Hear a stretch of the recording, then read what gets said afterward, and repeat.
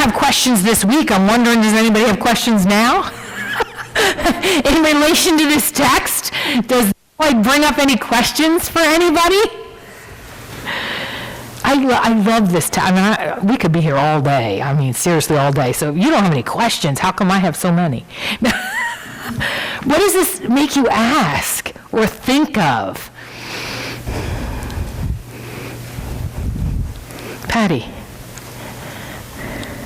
I always ask, why does Jesus speak the way he does so that it's difficult for people to understand? Yes!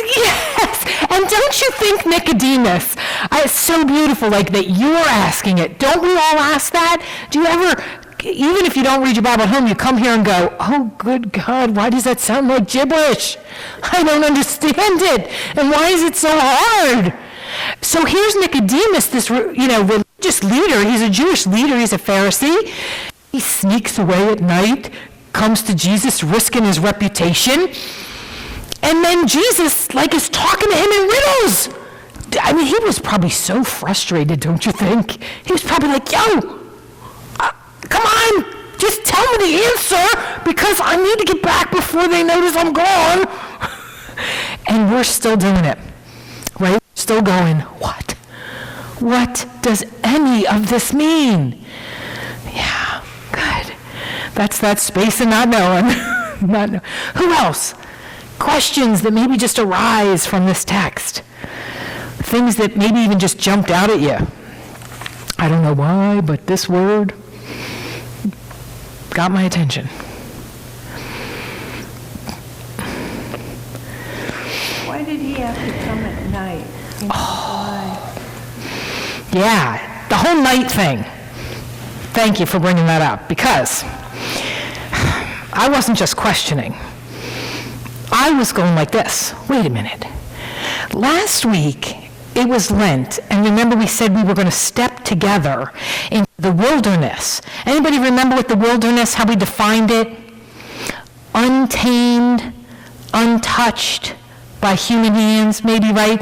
But untamed, and then we said how even inner cities can be wilderness because they have this sense of feeling untamed. And then I went, oh, that was just the beginning of Lent. From the wilderness into the night. It got worse. Right? It got worse. Is this invitation to the night a little different than wilderness? Now, we might say of Nicodemus, well, why didn't you just come during the day, right? Is he not strong enough, not bold enough, not courageous enough? Ooh, can we all fit in that category? I have this conversation every single Wednesday with the group that I have on Zoom, Wednesdays at noon, and literally these people always say, I'm not there yet. I'm not there yet. I'm not courageous enough yet. They are aware that they are not there. And you know what? I would say the truth of that is a lot better than pretending like we are. Right? Nicodemus is not there yet. He's not in the light. He's not ready to be bold and outward with his following of Jesus. So he comes under the cover of night. So he can still sort of maintain his daytime gig as a leader in the Jewish temple, right? Not in the temple, but, the religious sect. And he comes at night saying, I've got some questions. I want to learn from you. He calls him rabbi, teacher, right? So he's coming to Jesus with sincerity and humbly, just like the disciples are. But he's not ready to do it out in the daylight. Now, we do need to know about Nicodemus. This is not the only time that we hear about Nicodemus in the Gospel of John. So you need to understand, the reason he's even named is because he's so important. Because if you notice, most of the time when we hear about the Pharisees, they're just one big the Pharisees, right? Or a Pharisee questioned Jesus, or right, said this to him, or that sort of thing. They challenge him. And the Pharisees are sort of known for their ignorance, right? They don't really get it. They don't really know. And we see Nicodemus show up inside that context right now. But we're going to hear from him again where he actually sort of defends Jesus' teaching, like, give him space to sort of answer. Let's see what he has to say, like, right? Where they're trying to bring him down, Nicodemus is making room for Jesus' teaching. And then Nicodemus is one of the last characters that we hear about, because he is with Jesus' body after the cross. This person who right now is in the dark, now doesn't have the courage. He is with Joseph from Arimathea, taking care of Jesus' body as it comes down from the cross. And he brings enough burial spices like to choke a horse. Right? Like, again, it's the symbolism of that. He is preparing his body inside of the Jewish culture. So he is doing that for Jesus, who we understand to be a good Jew, may have been a Pharisee himself, right? So he's doing that within that religious cult, essentially, like this is how we would do it. And he does it in such abundance that we really can understand his and his love for Jesus. So Nicodemus is on a journey, just like all of us, right? We are all on a journey toward Jesus, a journey with Jesus, with God, and it starts in the darkness. And so that's what I wanted to talk about, because I didn't want to go in the darkness. I didn't really want to go in the wilderness either. I don't know if any of you are feeling that way about Lent. I didn't want to go in the wilderness. That feels uncomfortable to me. And then when I read darkness this week, I thought, oh, God, like that's worse. And I'm also reading this book about humility. The author is Richard Foster, who is definitely one of the great spiritual teachers of our time. He's talking about how he's hiking, and he gets up pre-dawn and goes to the trailhead, and he's by himself, and this guy's 79 years old. And I'm reading this at 6 o'clock in the morning, right? And I'm going, is he crazy? I'm not going to the wilderness, number one, alone. No, I'm not doing it. And he's older than I am, and it's pre-dawn, so it was dark. It wasn't night, it's right coming on the other side of that, but it's dark. I thought, no, I'm not doing it. I'm not going to the wilderness. I got to think about snakes. Anybody else? So all I am envisioning is it's dark, and I would be walking on the trail by myself, and so it's dark. There's something that darkness does to us. Am I the only one? Does your anxiety not go up if the lights go out? Right, the anxiety, and I'm thinking, I wouldn't be walking by myself anyway because I'd be so afraid. Now you put me in the darkness that even if there was a snake, I can't see the darn snake to try to avoid it. No. Do you feel that anxiety that comes with night? But yet, Nicodemus comes to Jesus in night. So we're not called only into the wilderness, into the untamed, but we're also called into this blindness. And I love how Jesus points it out to him. Nicodemus is like, like a debater, right? And he's like, oh, Jesus, we know that you must be from God because nobody could do what you're doing without being with God. So he's like paying him a compliment, like, I know how great you are. And Jesus comes back at him like, you know nothing. You know nothing. You are blind. But that is where he stepped into in the darkness. When you step into the night, you step into a blindness. And Jesus is addressing that. That is not a bad thing. Night and darkness is not always bad. Can anybody tell me when night might be a good thing?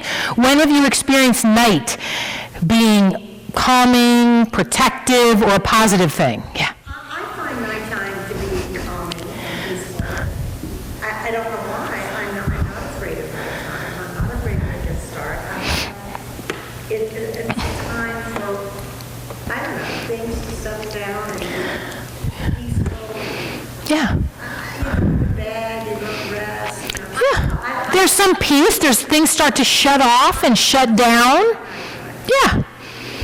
anybody like my family take trips back and forth to Florida up and down 95 as it was being built? And you always had to leave at like the crack of dawn, before the crack of dawn to get past D.C. before rush hour, right? So there was a certain level of driving at night, and some people actually leave at night and drive through the night. Why? There's less traffic. If you've ever driven in the desert, there's advantage to night. Why? Because it's cooler. Your car is not going to overheat. You are not going to dehydrate, right? If you were hiking, that's why Richard Foster was getting up and ready pre-dawn to walk, because he needs to be back before the heat of the day. So there are some good things about night, and I love that calming. There's certainly, we sleep at night, there's restoration and all that, right? We are invited into that. Debbie, yes?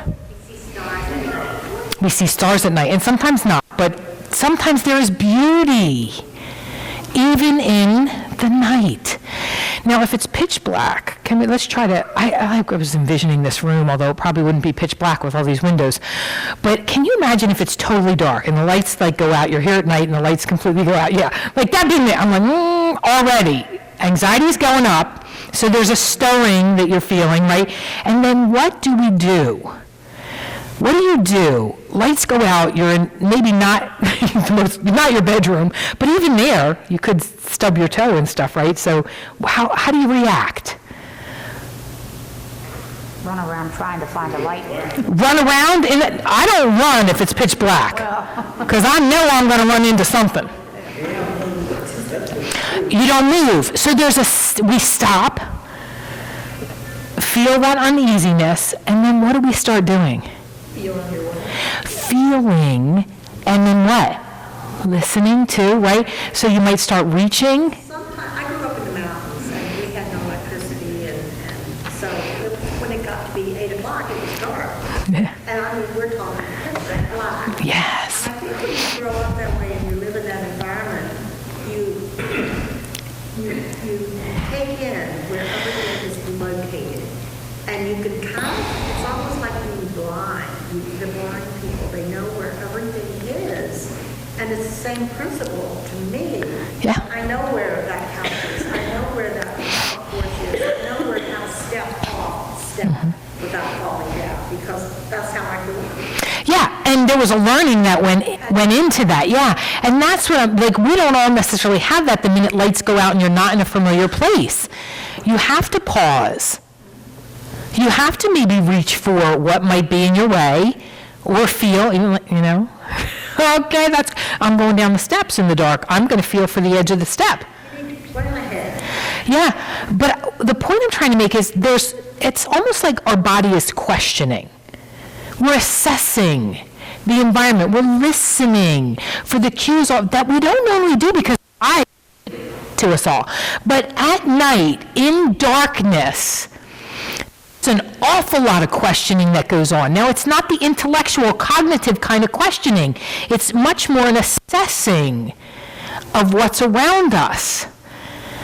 But I think this is what we're being invited into, the space of not knowing. Nicodemus doesn't know. And he's asking, how can this be? And I think we get this wrong too. We think this text is about being born again. Now, the word actually could be again or anew. But we know through scholarship that anew is a much better translation, because he's talking about the Spirit. And how does the Spirit work? One and done? No. Tom's like, no, that ain't the Spirit. No. The Spirit, it says, is like the wind, and it blows wherever and however. Does the wind just blow once and is done? Sometimes that wind is like raging, and it's hard to handle, right? Other times it feels like a nice cool breeze on a hot day, and you welcome it. We do not control that. We are being invited into a space of not knowing, to be born anew again and again and again and again and again. That's the invitation. But to get there, you have to go into the night, into the darkness. You have to acknowledge that you don't know. We have to open ourselves up to whatever Jesus may be saying to us, to the Spirit coming in. One of the readings I was doing this week actually used, I was looking at the 12-step program as a great model for this. It starts with acknowledgement of powerlessness. And I thought, wouldn't it be great if we as Christians could actually begin with the fact that we don't know nothing and that our life has become unmanageable? If we always started there, we wake up every day, all right, God, I have no idea what the heck is going on. I don't know. Send forth your Spirit. Awaken me to that Spirit. Help me to step in to that newness which you are granting me today and every minute of every day. Every minute of every day, it's available, that newness. So Nicodemus is a great model for us. He doesn't know, and he doesn't know that he doesn't know. He thinks he knows, but he comes around. He has a journey, and we're all on that journey too. And maybe it isn't about stepping into the darkness and Jesus waiting there and having all the answers. Right? We just want the answers. We just want it to be easy and simple. But maybe it's about stepping into the darkness. Jesus is waiting there to walk with us and to always bring newness again and again and again and again. That takes courage to live that way. And I hope that we'll all step into that this week. And then maybe next week we'll have a lot of things to share in our praise. Wouldn't that be great? Amen. Okay.